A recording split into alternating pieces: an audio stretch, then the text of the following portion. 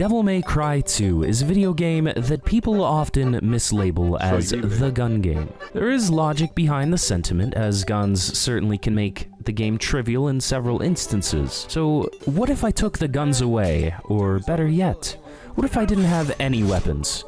Today, I've decided to complete my no weapons journey by punching, kicking, and magic blasting my way through DMC 2's must die difficulty. So how does it work? Well, first, you go to reddit.com and see the 17th billion post asking if DMC 2 is really that bad by people that own the game as part of the HD collection but refuse to make their own opinions. Then you become a nomad, live up in the mountains with the Greybeards, and shout. The real answer is Trish. She's a secret playable character that is unlocked by completing hard mode for both Dante and Lucia. One of the coolest features about Trish is that she can wear sunglasses. She can also throw her sword and start punching as it flies around. A lesser known fact about this mechanic, however, is that she doesn't just have to throw the sword. She can stab it into the ground, giving you access to the melee moveset indefinitely. This feature, combined with her ability to convert Devil Trigger into magical girl projectiles while flying, is how I intended to make my way through the game. We start out in the streets of 1800s London, where every local is out to shank the white woman.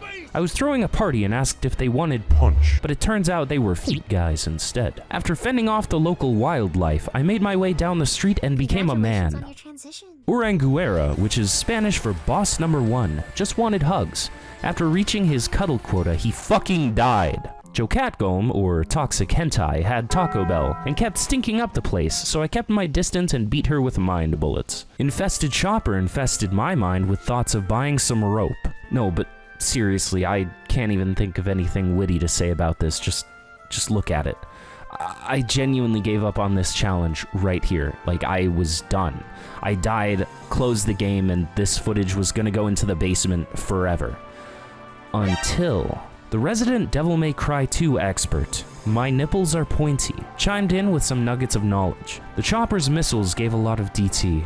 There could be something to that. I booted up the game with renewed vigor. Turns out, with some proper positioning, I could destroy the missiles with a dive kick, and they did in fact give massive amounts of DT. After repeatedly proving that the foot is mightier than the bomb, I unloaded on the chopper and knocked it out of the sky. This local skyscraper failed its safety inspection on account of a giant monster being birthed out of the side of it. And then... head. Wanna see a magic trick? Wanna see me do it again? I had a hot date on this rooftop, but he just wasn't my type. I'm an Aries, so we weren't compatible.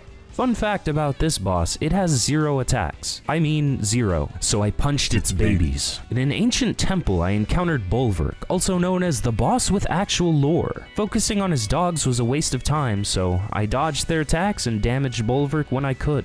And then there was this room. I'm not gonna lie, this room was awful. The perspective sucks, the jewels are hard to hit, and when the skull's Devil Trigger, you die. My only option to break the objects was dive kick, and that turned an awkward situation into whatever the hell this is. I just used the sword after a while. Breaking those things wasn't worth breaking my sanity. Generic Evil Man got defeated only to pull the No You card. So the next mission started out in a place twisted and devoid of life. Or as some people call it, London at night. I had to activate a number of balls to open the gate to the next mission. The problem was, some of these balls like to defy gravity and float specifically 17.8 feet off the ground. Once again, I only had the dive kick to damage them with, and I simply couldn't hit them fast enough. I was forced to use the sword. I showed phantom pain, and then the demon hole wanted to test my reflexes with a time trial. The boss with the lore showed up again, but I already read his diary, so I just left. Revenge of Head. I waited for the heads to combine into Big Head and blasted it with insults. Because floating heads don't have feelings. They told me jump canceling didn't exist in DMC 2. So I did it anyway.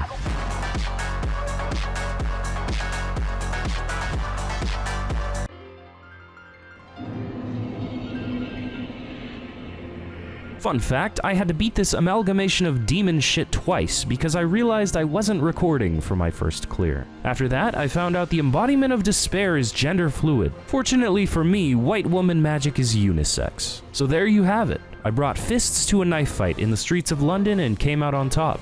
Tune in next time when I beat a boss while creating sound effects and balancing a shoe on my head. The cut worm forgives the plow. What do you say?